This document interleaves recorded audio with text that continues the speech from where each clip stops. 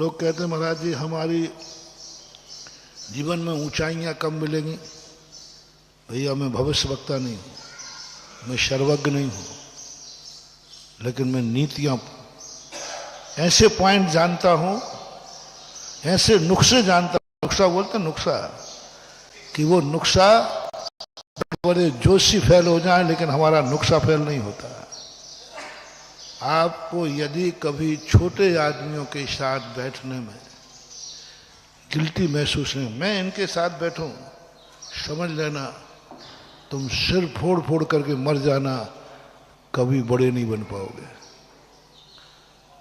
तुम्हारा घर का ही व्यक्ति, घर में ही तुम्हें सम्मान नहीं मिलेगा, घर का ही बेटा तुम्हें सम्मान नहीं देगा, कोई सम्मान देने वाला नहीं मिलेगा तुम्हें, क्योंकि तुम्हारे मन में एक बार इसके साथ मैं बैठूं, मैं कहां और ये कहां,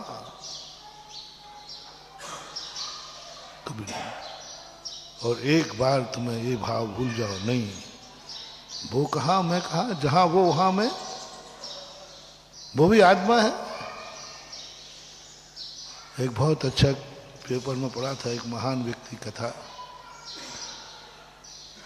अपने नौकरों के साथ भोजन करता था।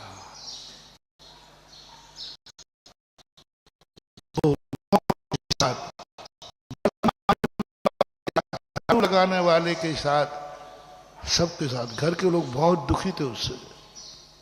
तुम इतने बड़े आदमी हो, शेठ हो, बहुत बड़े आदमी, और वो भोजन सबके साथ करता था। वो माँ के साथ करता था तो रोटी बनाने वाले के साथ भी करता था। वो पत्नी के साथ बैठता था तो एक झाड़ू लगाने वाली को बैठा लेता था, तुम भी करो। वो नौकर बैठते थे, नहीं सेठ जी आपकी बराबरी पर तो मैं नहीं बैठूंगा, वो हाथ पकड़ के बैठा लेता था। जब सब लोग परेशान हो गए, एक दिन सब रिश्तेदारों ने लिया, आखिर तू ये नाटक करता क्यों है, तू माँ के साथ भोजन करता है उनका। तो बोले मैं तो माँ के साथ ही भोजन करता हूँ, फर्क इतना है कि ये मेरी माँ है, वो किसी की भी माँ है। क्या सोच, क्या समझ में नहीं आता, कैसे होते हैं महान, क्या सोच, कहाँ है महानुभाव अपन लोग। सोचो अपनी औकातें, सुनो रे अहंकारियों, अपन लोग कितने अहंकार में चले गए। ये भी किसी की माँ है, मेरी माँ जैसी है ऐसे उसको भी ये माँ है। अच्छा हुआ हम दो माताओं के साथ बैठ के भोजन कर रहे हैं। अपनी वो पराई माँ क्या होती है, जैसी तुझे अपनी माँ प्यारी है उसको भी उसकी माँ प्यारी है, हम उसका अपमान क्यों।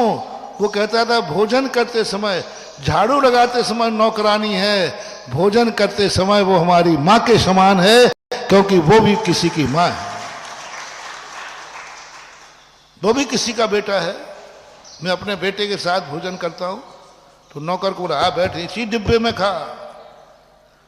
परिवार के लोग कहते नहीं नौकरों का डिब्बा अलग है, नौकर का भोजन जाएगा नहीं जाएगा। वो कहते नहीं, मेरे डिब्बे में ही नौकर का भोजन होगा। नौकर से कहता क्या कहता था, नौकरी कर रहा है वो, मेरी सेवा कर रहा है, लेकिन भोजन तो करेगा, तो वो भी किसी का बेटा है। जब मेरा बेटा है तो ये भी किसी बाप का बेटा है, तो दो बेटों के साथ मैं भोजन कर रहा हूं। और क्या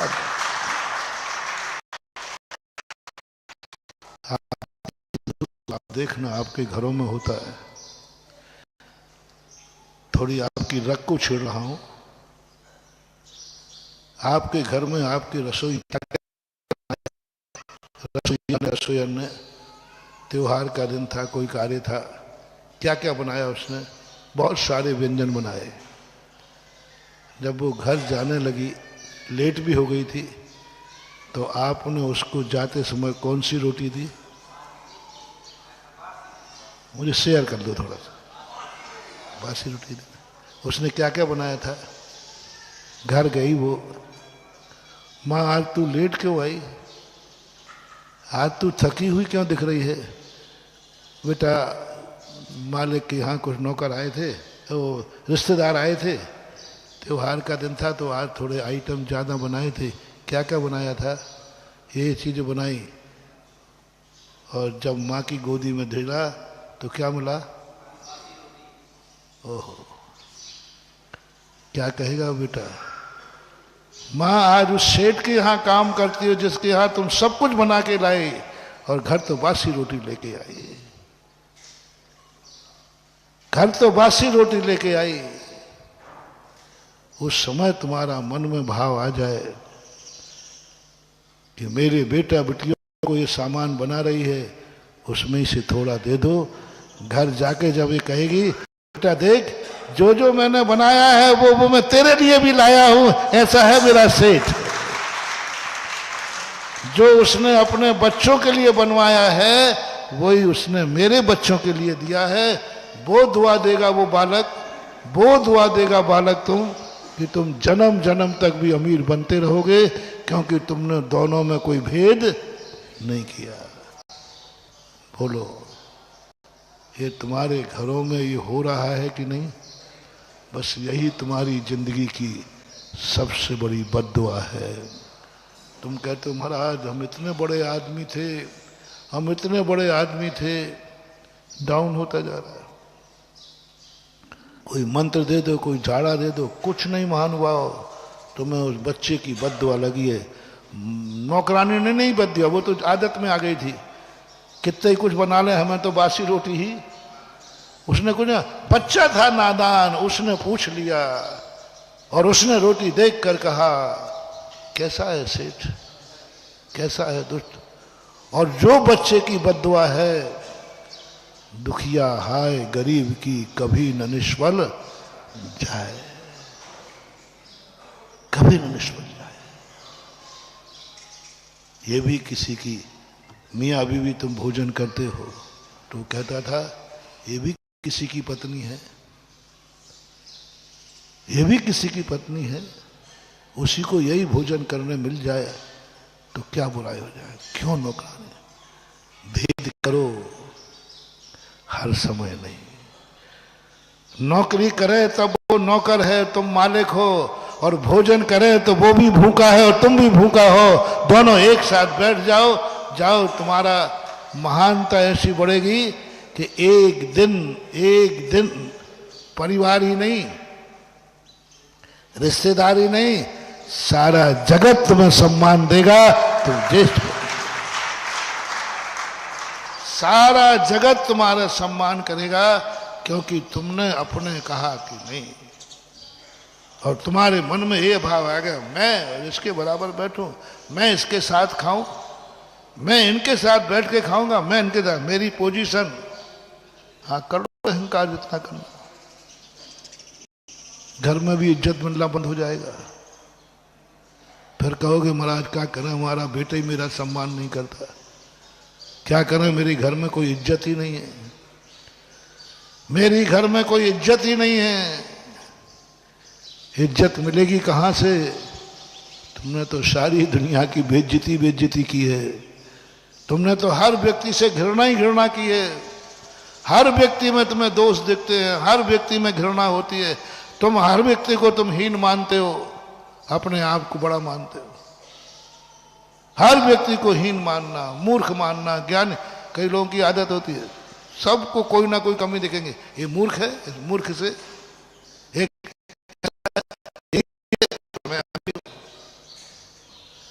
न जाने कितने प्रकार से तुम घृणा करते हो। और ये ध्यान रखना महानुभाव,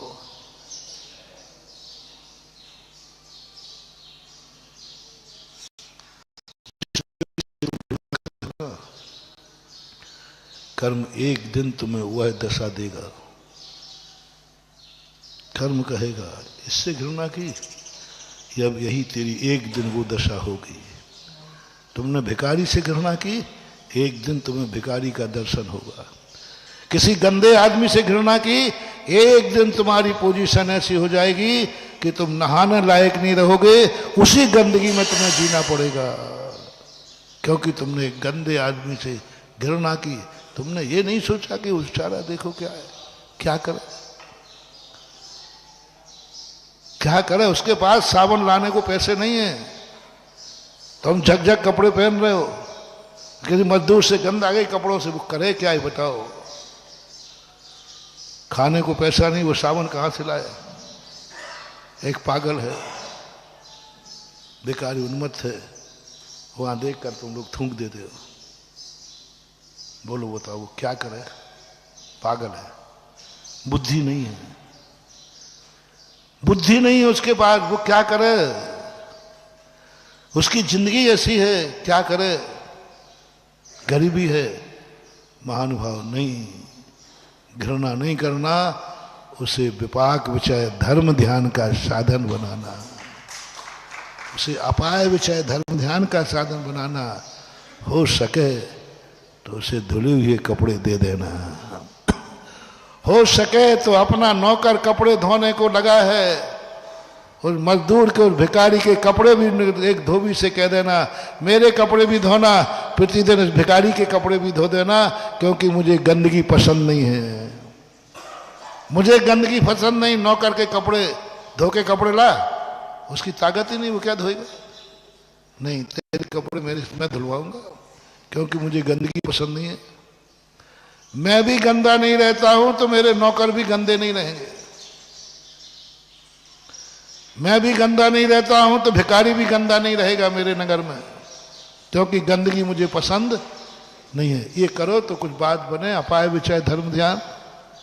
ये न कर सको तो घृणा करने की जरूरत नहीं है। एक बच्छराज जी थे, बच्छराज गंगवाल, राजस्थान के। वो कभी पैदल नहीं चलते थे, 4 व्हीकल में चलते थे। एक दिन उनका नौकर लेट आया, पियोन चतुर्थ श्रेणी का। उन्होंने कहा लेट क्यों आया था। बोले साहब पैदल आया हूँ, थोड़ा लेट हो गया, घर में काम आ गया था, इसलिए पैदल आने में। उन्होंने उनको डांटा नहीं, प्रस्ताव पास कर दिया कि मेरी कंपनी का हर नौकर 4 व्हीकल में आएगा। उसको डांटा नहीं, उसके पूछा क्यों लेट हुए आप, तो उसने सारी समस्या बता दी। साहब पैदल आया हूँ, यहाँ से थोड़ा सा ये था, यहाँ ये था, लेट चला, मैं दौड़ के आया हूँ, लेकिन कितना दौड़ेगा। उसकी समस्या सुनकर के उस पर नाराज नहीं हो, उसको सस्पेंड नहीं किया। उसी दिन प्रस्ताव किया कि मेरी फैक्ट्री का हर नौकर 4 व्हीकल में आएगा और 4 व्हीकल उसके घर लेने जाएगा और फैक्ट्री में 4 व्हीकल से प्रवेश करेगा, कोई पैदल प्रवेश नहीं करेगा। ये नहीं लगाया कि हर हमारे यहां वही नौकर होगा जिसके पास 4 व्हीकल होगा, तो फिर सारे बेचारे चले जाते। नहीं, कंपनी ने 4 व्हीकल दिया, हर नौकर घर से 4 व्हीकल में आएगा, और उन्होंने सारी व्यवस्थाएं बनाई। आज भी बंगाल के इतिहास में ये लिखा है, जब मैं लाडनू गया तब इतिहास पता चला। बंगाल के अंदर 1947 के पहले एक रईस था जिसका हर नौकर, झाड़ू लगाने वाला भी 4 व्हीकल में आता, क्योंकि वो खुद 4 व्हीकल में चलते थे। वो जब भी कंपनी आते तो 4 व्हीकल में आते थे।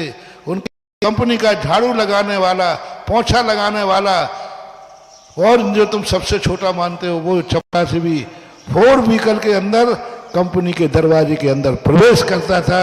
यह है इंसानियत, है ये है अमीरी। वो आता ना भक्त पर पाठ में, भूत्या सतम ये है नात्म समम करोति। उन धनकों से क्या मतलब है जो अपने अधीन को अपने समान न बनाता है। ये है, यदि ये नहीं कर सकते हो तो महानुभाव घृणा मत करना। एक सूकर को देख करके तुमने थूक दिया उसके ऊपर, एक लात मार दी, छे गंदा है। कर्म कहता है अच्छा वही लात, वही थूकना। निश्चित समझना महानुभाव, तुम्हारे लिए शुकर नाम कर्म का बंद हो गया। आगे भविष्य की पर्याय में तुम्हें एक बार बनना पड़ेगा। किसने बनाया? तुम्हारी लात ने, तुम्हारे थूकने से। उस शुकर की गंदगी पर थूकने मात्र से, उसको लात मारने मात्र से तुम एक दिन शुकर बनोगे। वो कर्म कहेगा अब बोल, अब तू नहा के आ, अब नहा के आ। उस समय सोचना चाहिए महानुभाव, ये बेचारे की क्या गलती है, कर्म ही इसका ऐसा है। हे भगवान, कोई अशुभ कर्म किया है, संसार में ऐसी पर्याय किसी को प्राप्त न हो, न हो। अमेरिका का एक राष्ट्रपति हुआ है, राष्ट्रपति सभा में जा रहे थे, रास्ते में एक सूकर का बच्चा कीचड़ में फंसा हुआ था।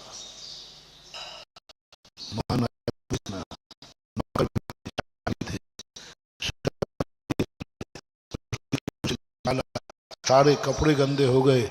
उसी गंदे कपड़ों से में जो भी होती उनकी, वहां पहुंचे।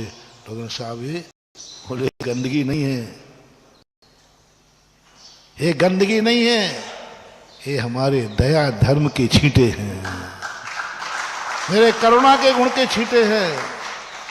ये मेरे जो अनुकंपा नाम का गुण है, दया नाम का, ये धर्म के छींटे हैं। मैं किसी गंदगी में नहीं गिरा हूं, मैंने कोई गंदा कार्य नहीं किया है। गंदे कार्य करके हाथ गंदे करना, गंदे कार्य करके कपड़े गंदे करना, गंदे कार्य गंदे होना, मैंने कोई गंदा कार्य नहीं किया है। मैंने एक धर्म किया है, ये धर्म की गंदगी है। बोलो, धर्म में भी कभी गंदगी होती है? तो ये कपड़े तो गंदे कह रहे दुनिया कि तुम्हारे कपड़े गंदे हो गए साहब, आप क्यों?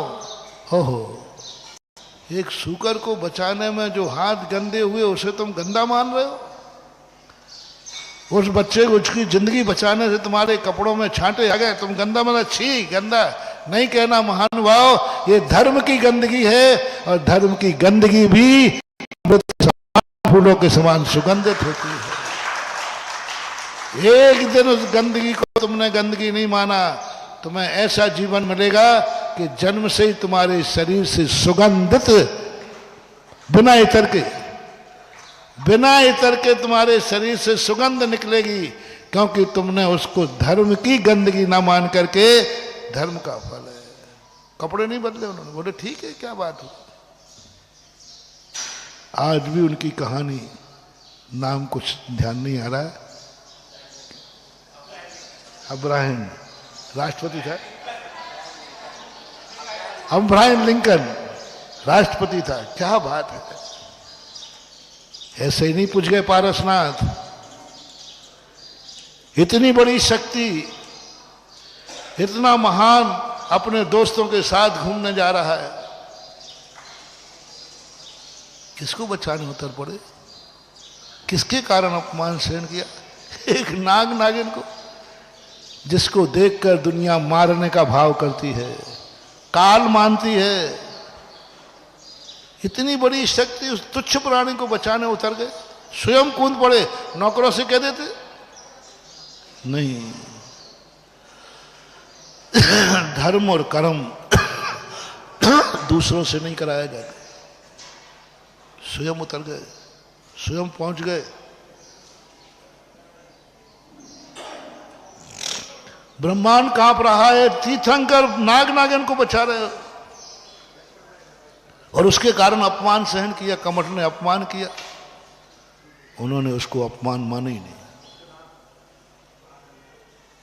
नाग नागिन को बचाने गए, कमठ ने जो अपशब्द कहे, वो तापसी कमठ का जीव था, उन्होंने अपमान नहीं माना।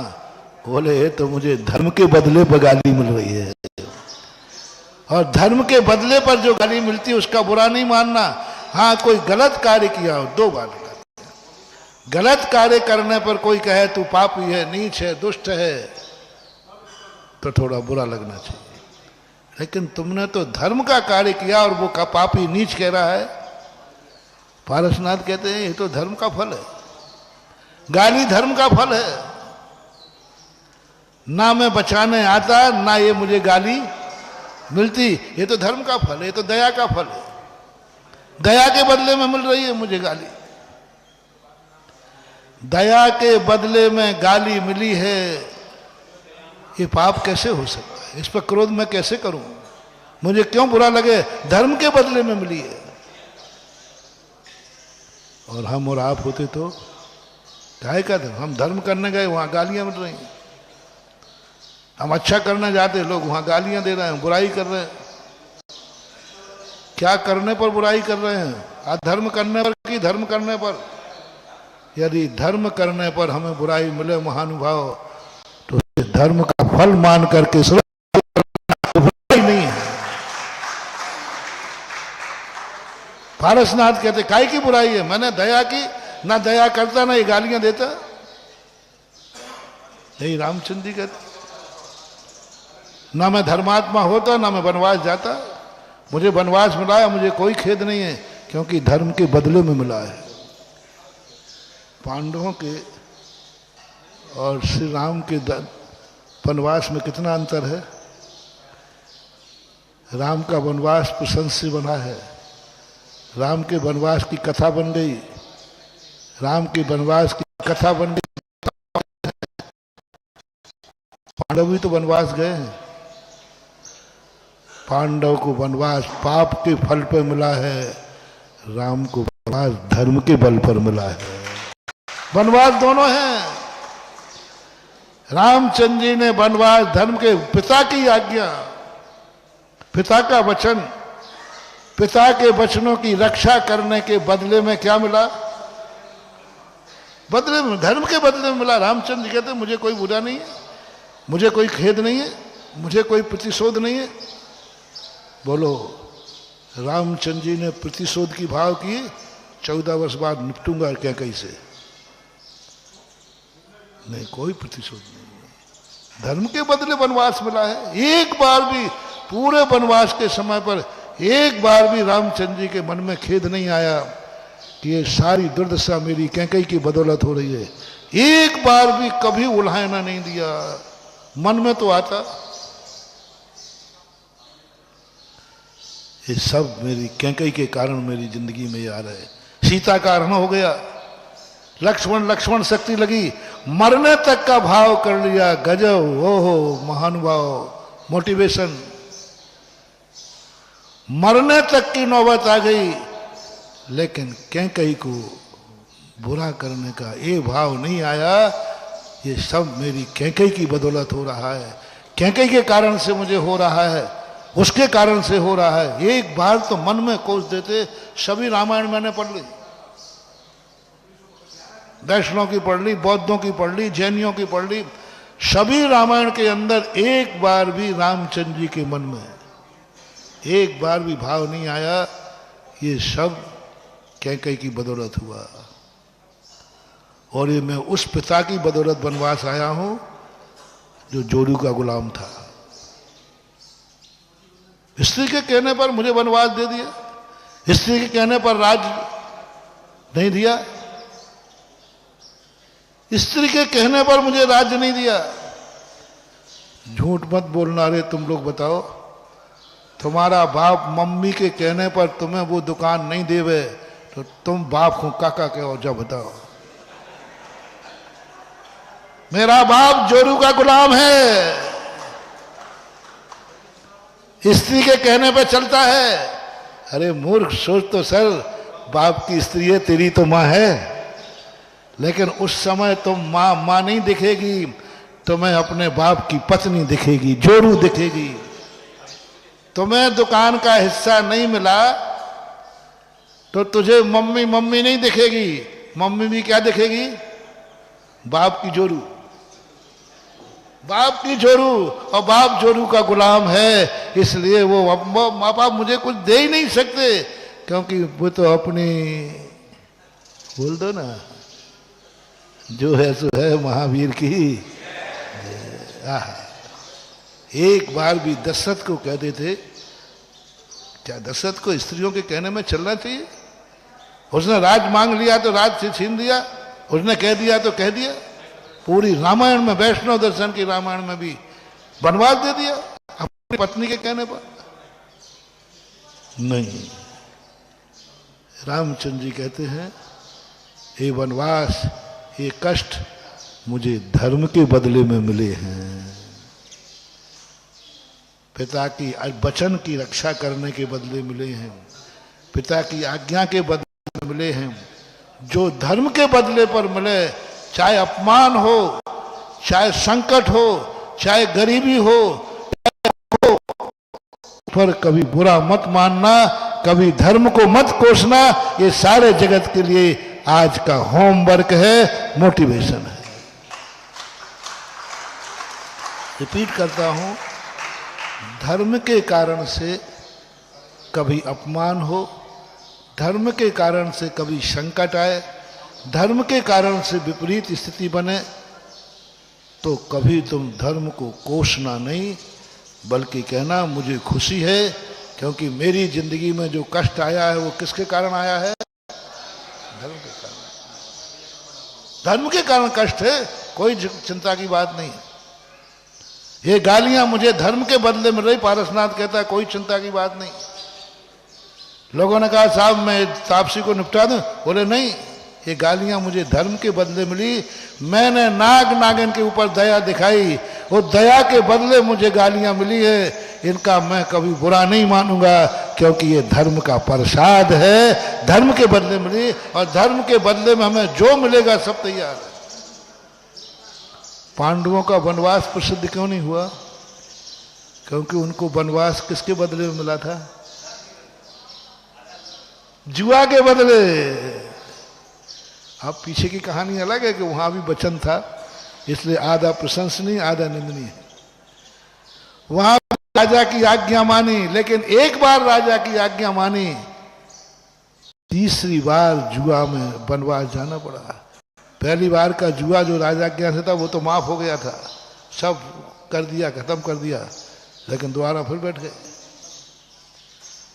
तो जुआ के बदले पर मान, पाप के बदले पर संकट आवे तो रोना, बुरा मानना, ओहो मैंने ऐसा पाप किया इसलिए मुझे वनवास हुआ, मैं कभी ऐसा पाप नहीं करूंगा, मुझे बहुत पश्चाताप है कि मुझे पाप के कारण वनवास हुआ। लेकिन रामचंद्र जी ने नहीं कहा मैंने बहुत बड़ी गलती की, अब मैं ऐसा धर्म नहीं करूंगा, अब मैं कभी पिता की आज्ञा नहीं मानूंगा। दोनों में कितना अंतर आ रहा है? दोनों वनवास में है। एक को कह दी नीति, तू कहे कि मुझे पाप के बदले वनवास मिला है, अब मैं ऐसा पाप नहीं करूंगा, और एक को कहा जाता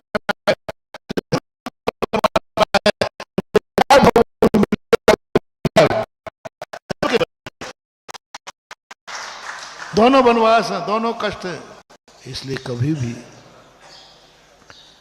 धर्म के बदले कुछ मिलता है तो गिल्टी महसूस मत करना, अपमान महसूस मत करना, कभी अपमान महसूस नहीं करना, और किसी भी जीव के अपने से हीन व्यक्ति से कभी घृणा नहीं करना।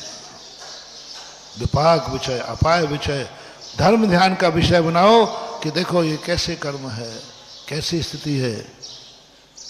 तो जब तुम एक सम्मान पाओगे, इसी प्रकार धनवान बनना है तुम्हें, और सेठ लोगों कितनी बड़ा धंधा कर लेना, एक छोटा धंधा जरूर चलते रहना। जो मैं कह रहा था ना, कितने बड़े राजकुमार बन जाना, लेकिन कंडे थापना मत भूलना है? तुम बहुत बड़े सेठ हो, सेठ के राजकुमार हो, लेकिन तुम्हें कंडे थापना आना चाहिए, तुम्हें लकड़ी बीनना आना चाहिए, तुम्हें झाड़ू लगाना आना चाहिए, तुम्हें रोटी बनाना आना चाहिए। ये मत करो मैं तो सेठ कर गया, मुझे तो कोई पानी का गिलास भी नहीं उठाना है, ज्यादा सेठगिरी मत बताओ। हर अमीर को हर गरीब का काम आना चाहिए, मोटिवेशन बना दिया। हर अमीर को, बोलो, हर अमीर को गरीब जो काम करता है वो तुम्हें आना चाहिए। तुम्हें भीख मांगना भी आना चाहिए। क्यों मिर्ची लग गई? अरे भीख मांगना भी आना चाहिए। और तभी राजकुमारों के लिए भिक्षा के लिए भेजा जाता था। ये मांगना भी तुम्हें आ जाए कि कैसे मांगा जाता है। अब उसको भीख ना कह के भिक्षा कह देते हैं, थोड़ा स्टैंडर्ड बढ़ा दिया। लेकिन कहना तो यही पड़ता है, भिक्षाम देही, वहां वो कहता है मिले माए, थोड़ा अंतर है। लेकिन हर चीज आना चाहिए। जो जो संकट के समय हो सकता है वो तुम्हें अच्छे दिनों में अभ्यास करना है। सूत्र लो, अभ्यास करना है। जो जो गरीबी में हो सकता है वो तुम्हें अमीरी में सीखना है। जो सब कुछ पा करके हो सकता है वो तुम्हें उस समय सीखना है। तुम्हारे पास रजाई है, तुम 8 दिन में 1 दिन बिना रजाई के रात गुजारना है। हर अमीर के लिए होमवर्क। रजाई है, एयर कंडीशन कमरा है, बस हफ्ते में 1 दिन बिना रजाई के, बिना एयर कंडीशन के स्मशान घाट में, जंगल में रात बिताना है। सेठ सुदर्शन, आगम से बोल रहा हूं। सेठ सुदर्शन के बाद सब कुछ था, सब कुछ था। लेकिन एक दिन वो गरीब बनकर के जंगल में, घर में कभी मच्छर भी नहीं काट सकते, सब एयर कंडीशन है। एक रात मच्छरों के बीच में जरूर बिताना जहां गरीब गुजारता है।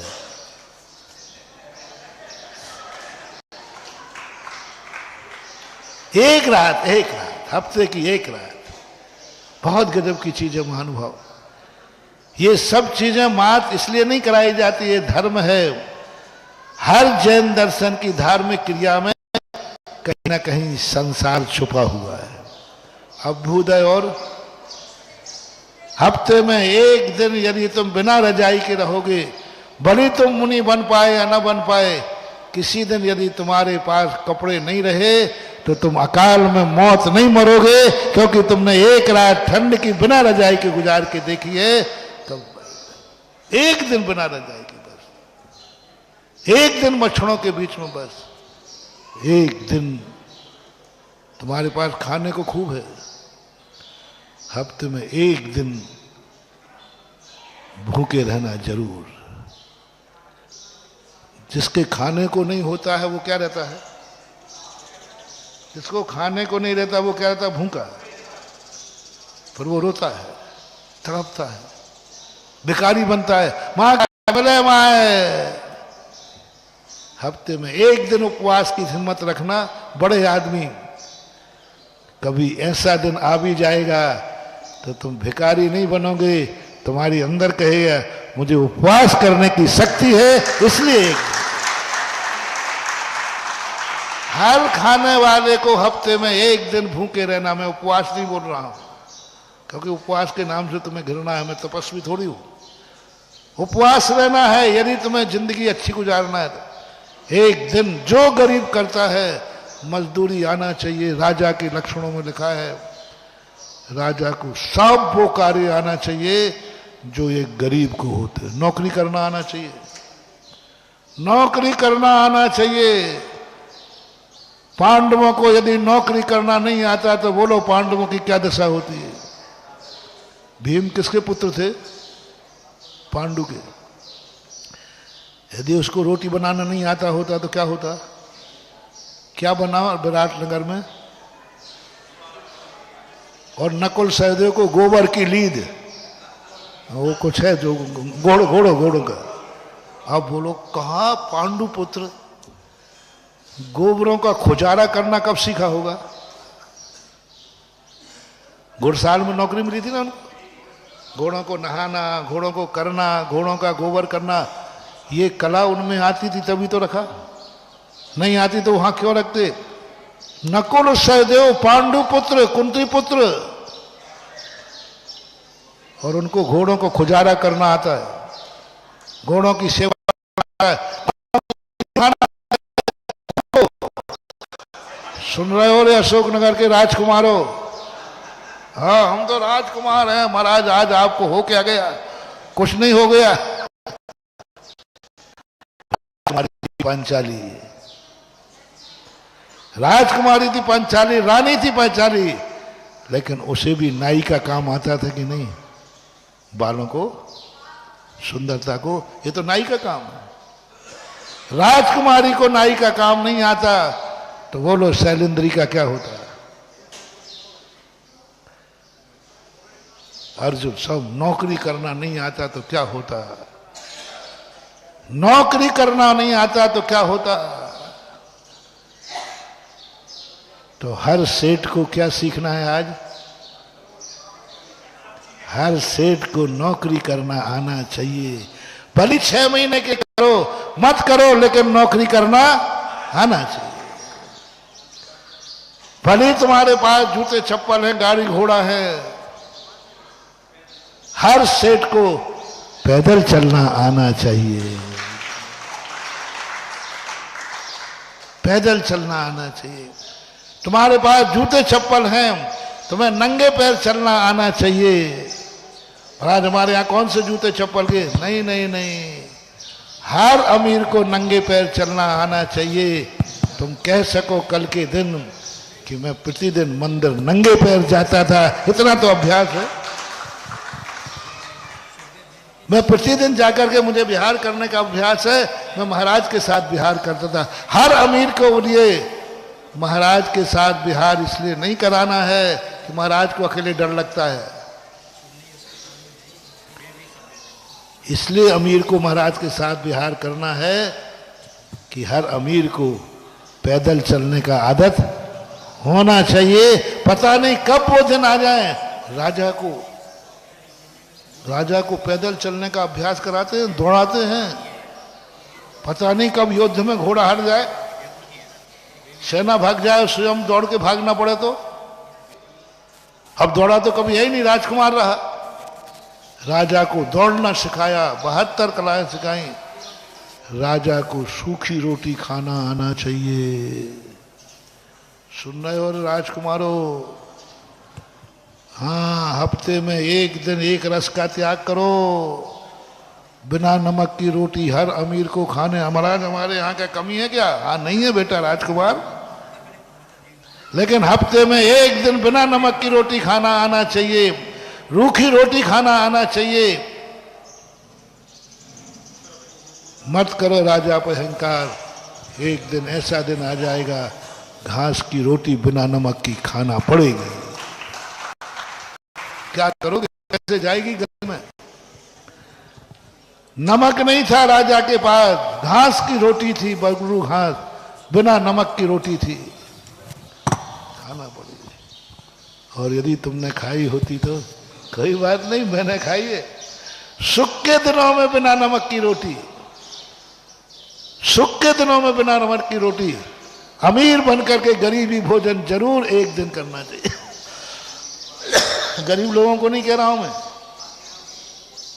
अमीर लोगों को गरीबी भोजन जरूर करना आना चाहिए। अमीर लोगों को वो सब कार्य आना चाहिए जो ये गरीब का है। हफ्ते में एक दिन गर्मी में धूप में एसी बंद होना चाहिए। प्रतिदिन नहीं, हफ्ते में एक दिन भयंकर 48 टेम्परेचर है, एसी बंद, एक दिन, बस एक दिन, 7 दिन तुम्हारे।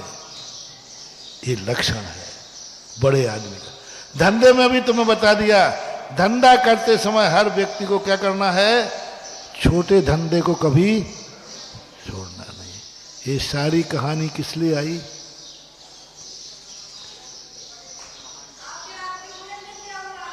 हाँ वो तो छूट ही जा रहा है, जिसके लिए तुम सारी रामायण हुई। आचार्य श्री छोटे हैं कि बड़े? बहुत बड़े। उस समय भी हमें बहुत बड़े लगते थे, बहुत बड़े।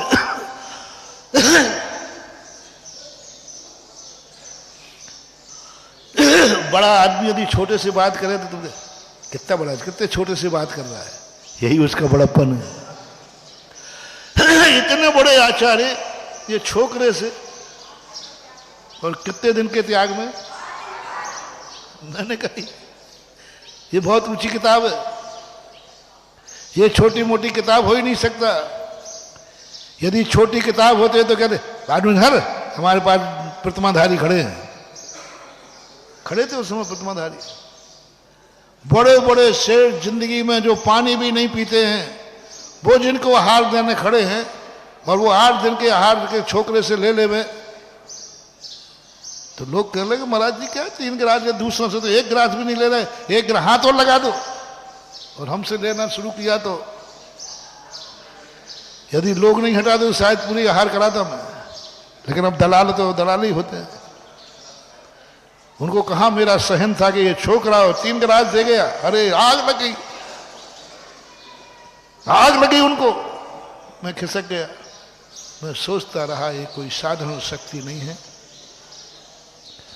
इतना बड़ा साधु और एक छोटे से मान गया, अंजलि खोल दी और मुस्कुरा गया, नाराज होके नहीं ले रहा है, यानी हाँ चल इसको हटाओ जल्दी से, वो झुंझला नहीं रहा, खुशी खुशी हार ले रहा। 3 गिलास ले लिए हो, बस मैं कोने में खड़ा खड़ा देखता रहा उनको, यही सोचता रहा ये छोटा आदमी नहीं है। ये सबसे छोटे आदमी के साथ जब मैचिंग कर सकता है तो ये छोटा नहीं हो सकता।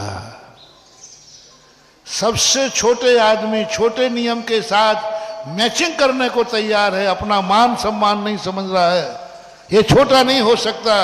बस वो दिन है कि आज का दिन है, अभी वही 8 दिन का रात्रि भोजन चल रहा है।